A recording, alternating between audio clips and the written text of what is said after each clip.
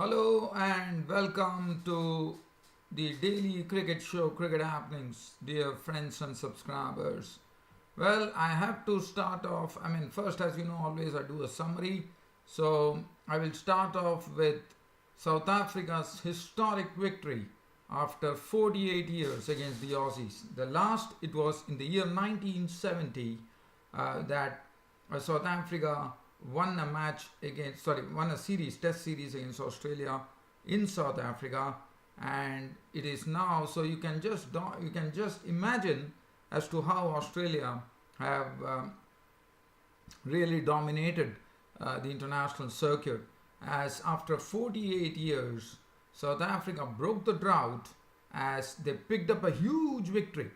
This is one of those biggest victories that you could imagine, because it was in the year 1934 that there was a victory which was as high as this, and South Africa won by a huge margin of 492 runs, deserving victors. Congratulations to the South African side for providing some great cricket in all departments of the game, and I have to say the victory came very quickly today, as Vernon Philander with 6 wickets absolutely scythed to the Australian lineup to reduce them to 119 all out, and Vernon Philander was the man of the match, and why not? He truly deserved that. So I'll be talking about that game. They had no answer to Vernon Philander's swing bowling, and also yesterday, the match between England and New Zealand, one was thinking, with England already captured 5 or 6 wickets, they were on the ascendant over there, and one thought that England were real favourites.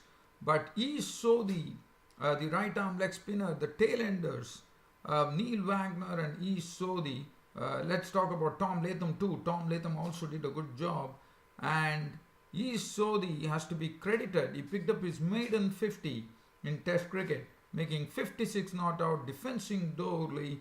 At the other end, Neil Wagner also did a fine job, and both staved off defeat, and the match ended in a draw, thus New Zealand winning the series 1-0. This was something which would have been really surprising for England, because one never thought that Sodhi and Neil Wagner would just wag their tail as tailenders do, and they did, and England once again could not, and New Zealand, I would say, would be very happy with this result, as they have ended their cricket summer in New Zealand with a lot of victories. So this was another victory for them. So in England, definitely really searching, I would say, to get to a series win against any opposition.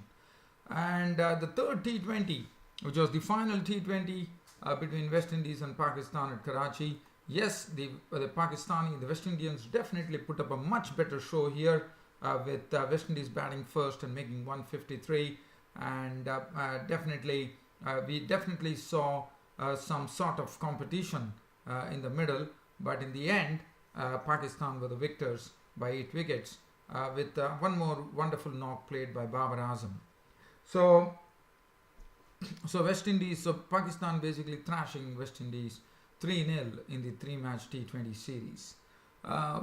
So let's first add, so as I said, I'll be doing summaries here, and now we will look at some, not greater detail, but a little detail, I would say. So let's talk about the 4th test between Australia and South Africa. As I said, history was waiting to be made, and it was made, but one never thought that the Aussies would be going in such a fashion. Yesterday, they had Hanscomb and Sean Marsh resuming their innings, but Philander was absolutely unstoppable. He was just scything through the Australian lineup as one after the other fell. He picked up the wicket of Sean Marsh, caught by Bavuma.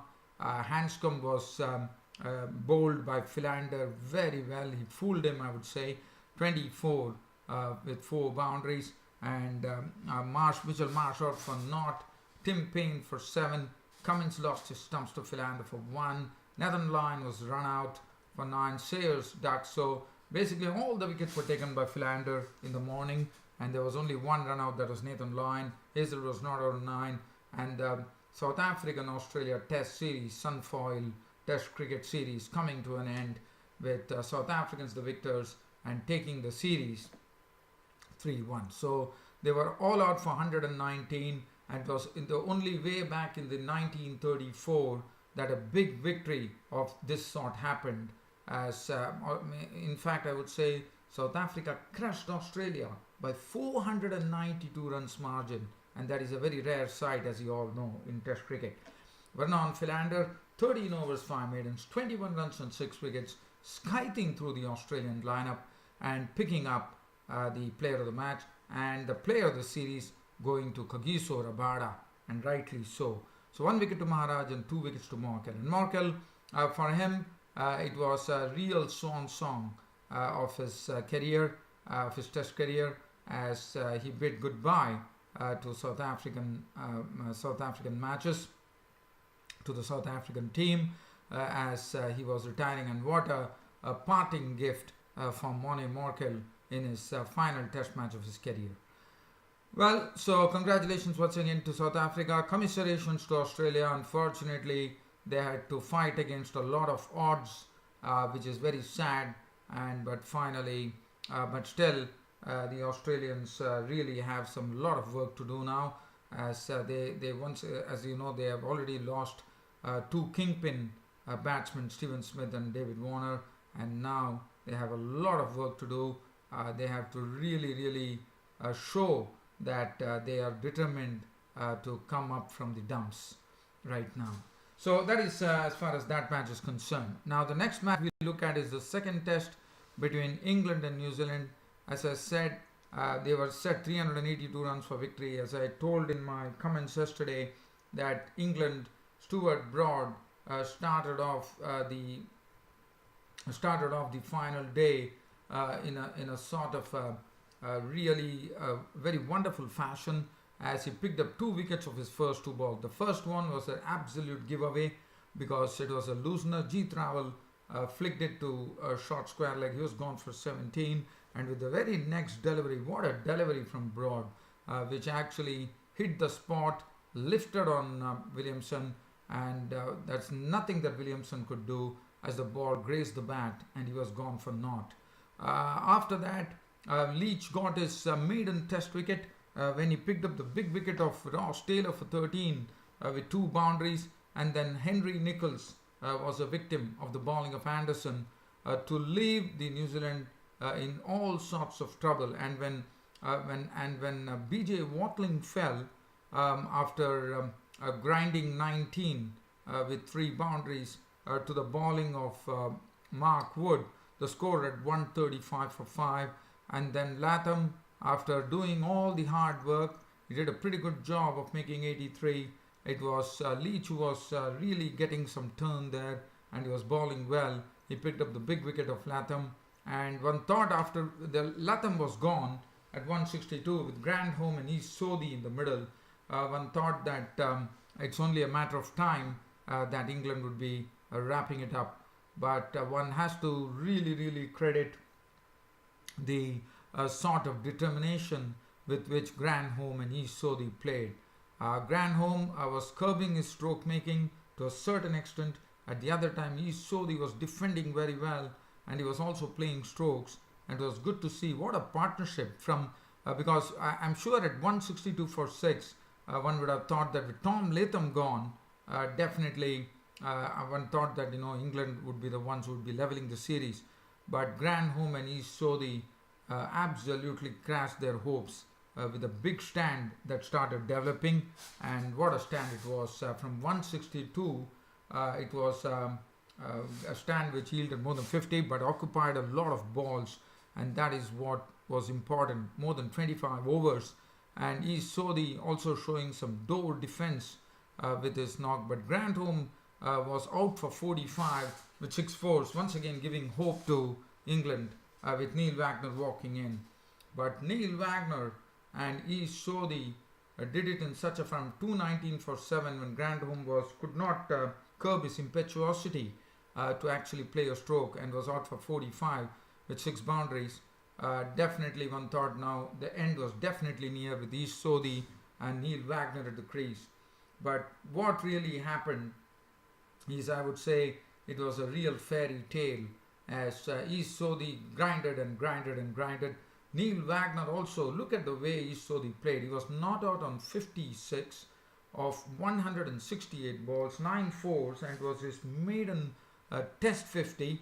And this will really say a lot about Ish Sodhi as to how useful he can be for New Zealand tomorrow. And Neil Wagner, one has to really doff our hat to Neil Wagner as well, as Neil Wagner showed how he could stick to the pitch like whatever you call it.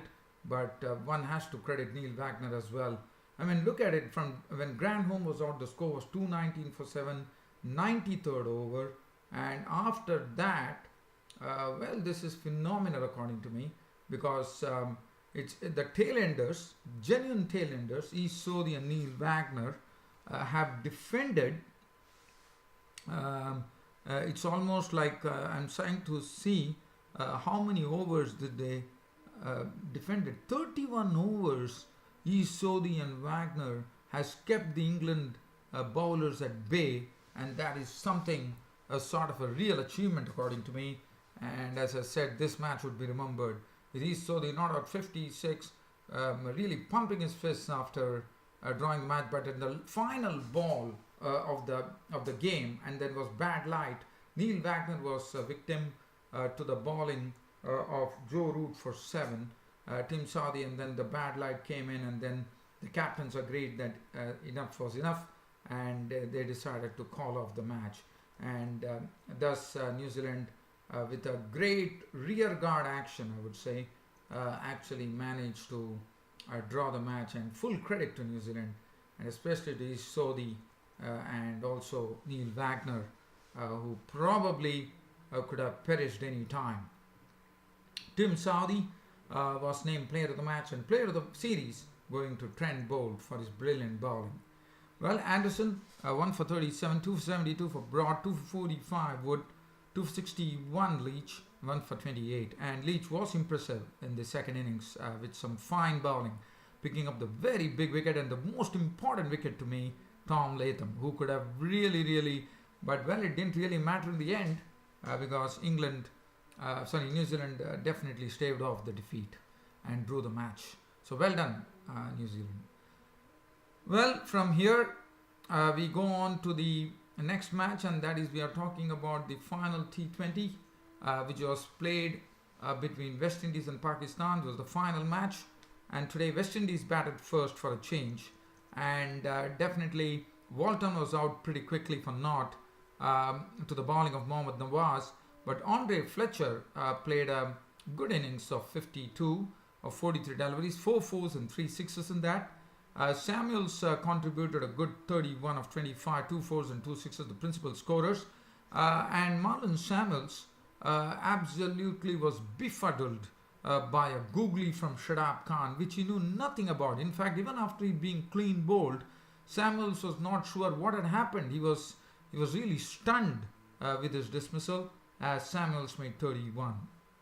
McCarthy made 5 of 8 balls. I think McCarthy was probably making his debut. I'm just going to find out that whether, yes, McCarthy was making his debut for West Indies, and Shaheen Shah Afridi was making his debut for Pakistan. And McCarthy was out for 5 to Shadab Khan. Roman Paul made 2. Jason Mohammed was out for 13 to the bowling Usman Khan. There was no Hassan Ali or Mohammad Amir today.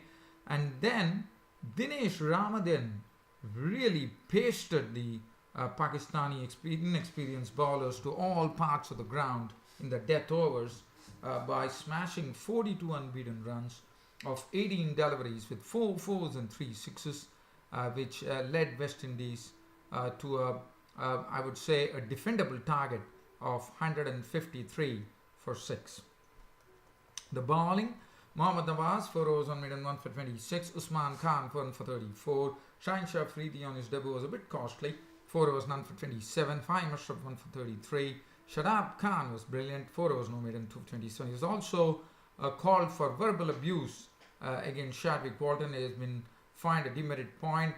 Probably after, I think once Walton was gone, he probably uttered a few words as well, and probably showed the way towards the pavilion. So he has got a demerit point, and Shadab Khan, the Pakistan leg spinner, has to be very, very careful now. So Pakistan were chasing 154 to win. Fakhar Zaman really gave the opening thrust to the Pakistani innings by really, I would say he was just pinching runs pretty easily in a very, very quick fashion, as he made 40 runs of just 17 deliveries, which included 6 fours and 2 sixes.